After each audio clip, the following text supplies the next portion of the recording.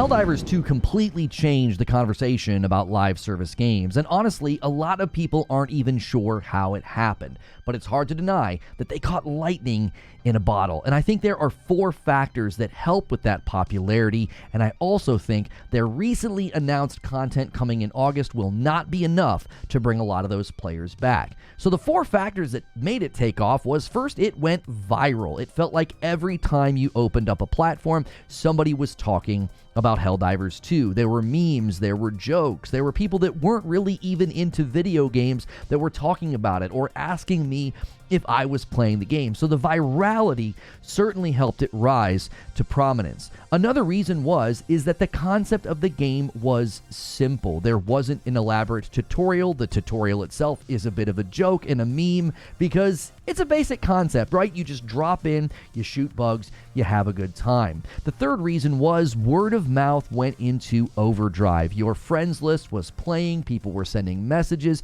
everybody was talking about this game that you had to check out. And the last thing I really think that helped it didn't feel like a trend chase. It did not feel as if it was trying to be something else. There's so many live service games falling prey to that right now. They just sort of look and feel like other games, and I think that made everybody look at Helldivers 2, and there was something authentic about it. They weren't trying to be the next big thing, which was obvious. They didn't even have enough server capacity for everybody. They didn't even have a proper queuing system.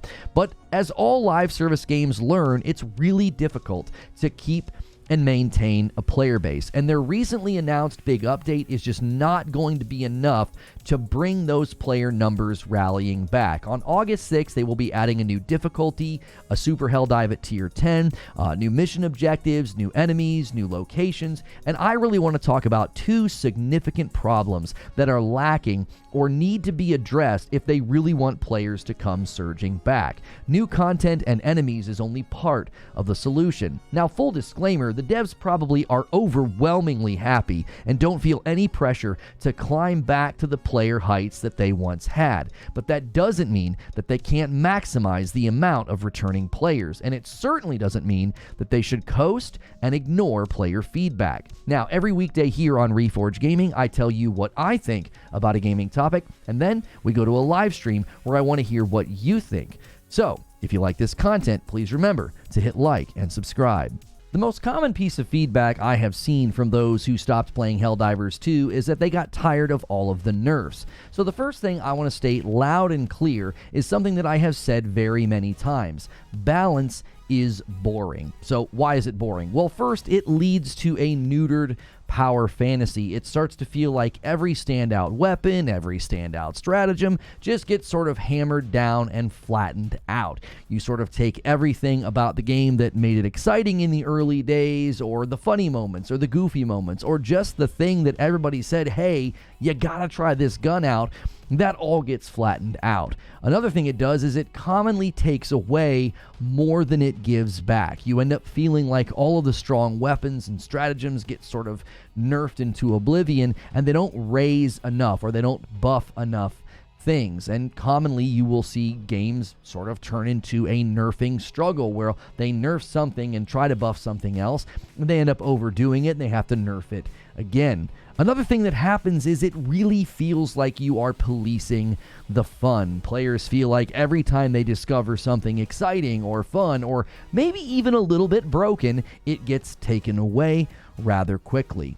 Another reason that I just think balance is boring or not really worth pursuing in a game like Helldivers 2 is it sort of feels impossible. You have all these different guns, all these different stratagems, they hit at different fire rates, they have different range, they have different efficacies and efficiencies, and you're always going to have certain ones that end up standing out. And when you try to make it to where they don't stand out, it sort of feels like a race to the bottom where everything starts to feel very weak and uninteresting.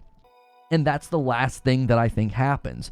Once you sort of achieve what you feel like is quote-unquote balance, it makes the game feel sort of bland. All of the bombast and the excitement is sort of absent now. Or if you're just continuing to use the things that you used to like, they don't feel quite as special or good as they used to. So what's the alternative to chasing balance, since, as I've said, balance is boring? I think you should embrace the pendulum of chaos. Well, what do I mean by that? First, I think you need to accept that every gun or build or ability being perfectly equal is not just a fool's errand, it just isn't exciting. So you start by buffing certain guns or stratagems, and periodically, maybe don't even really tell people that you're going to do it. Obviously, this means you will have to nerf things at certain intervals as well, because you can't just keep making things stronger than each other for forever. So picture how a pendulum swings back and forth, and it slowly moves around in a circle. If you've ever been at like a museum or a science center where they have those giant pendulums, they're always moving back and forth, and it moves in a giant circle. You would spend a season or a couple of months just sort of buffing certain guns and builds, and then you would swing away from that and buff different guns and different builds. Yes, this means you're still having to nerf things, but always with the expectation of a new meta or a new power fantasy emerging. And you might push back and disagree with what I'm saying, and you're like, well, that just means you're constantly breaking and ruining builds and then just lifting up others. And my response is, yes, that's exactly right, because that is significantly better and more fun than chasing the mythical unicorn of a perfectly balanced game.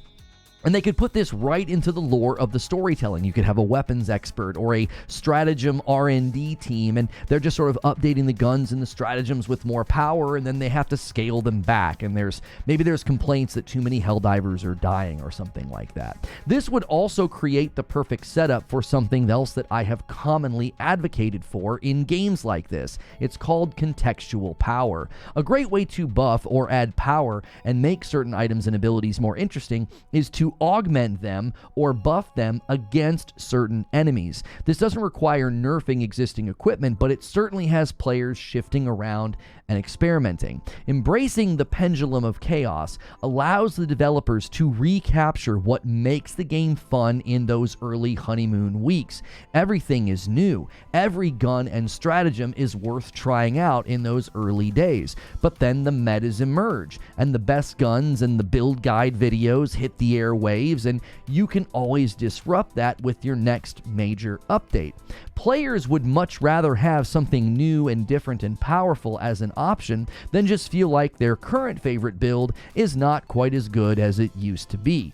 I used to say, hey, don't break the train set. If you want me to play with the blocks, make the blocks better. But I've come to see that shifting the meta is better than constantly trying to level the playing field. And addressing balance and power is only one of the two major things that I think need to be addressed. The war bond situation landed pretty much where I expected it to. Doing a new war bond every single month was just too much of a good thing, and I hate to say I told you so, but I told you so. I have 80 hours in Helldivers 2, and periodically I boot up the game to collect my medals and slowly buy things from the war bonds, and currently I have 5 war bonds that have been added to the game. 2 of them are completely untouched, and the other 3 are not even completed. This makes the game and coming back to the game a bit of a problem. Well, why? Well, first, it overwhelms the player. Every time I come back to the game, I don't even feel like trying to grind or work on any of the war bonds because there's just too much of them now. There's too many items. It's expensive for each individual item. I came back just today and had close to 200 medals that were waiting for me, and I spent them on 3 or 4 things. And that was the end of it. And I still have all of the other war bonds untouched or incomplete. The other thing this does with the current system is it buries the new stuff. You have to scroll all the way down to get to the latest war bond. So it feels like you're just slogging through a bunch of things that you're never going to touch, especially if you take a significant break from this game or if you missed a couple of the war bonds. The other thing this can do is it can really make it look like pay for power to a returning or a new player. And what I mean by that is there's a ton of weapons. A lot of them look cool. We're hearing that they're cool, and maybe that's why you might come back. Well, you're not going to get to them anytime soon because especially if you want to buy the premium war bonds, you got to have those super credits. And yes, the super credits are plentiful, but If you haven't been playing in a while and you have a bunch of war bonds stacked on top of each other, it's going to seem almost insurmountable, and now you're going to feel like you're being motivated to spend money in a game that many people have wanted to avoid doing that. Another thing about the war bond system is that the UI, it is not streamlined at all. You just scroll and scroll and scroll. It's just not set up in a good way, and all of this makes returning to the game feel like a chore. You almost come back and feel like you have this mountain of homework as opposed to a bunch of great content to jump into or a bunch of great items to earn. So what's the solution? The entire system needs to be overhauled and streamlined. First, the UI should change to a thumbnail-based layout. So you would make it to where you could see maybe like 9 of the war bonds at once. You'd make a grid, sort of 3 rows by 3, and that gives you the ability to just sort of select the one you want to go to. Now, obviously, over time, you would need to add pages, but it would be better than scrolling down through all of them just to get to the one that you're looking for.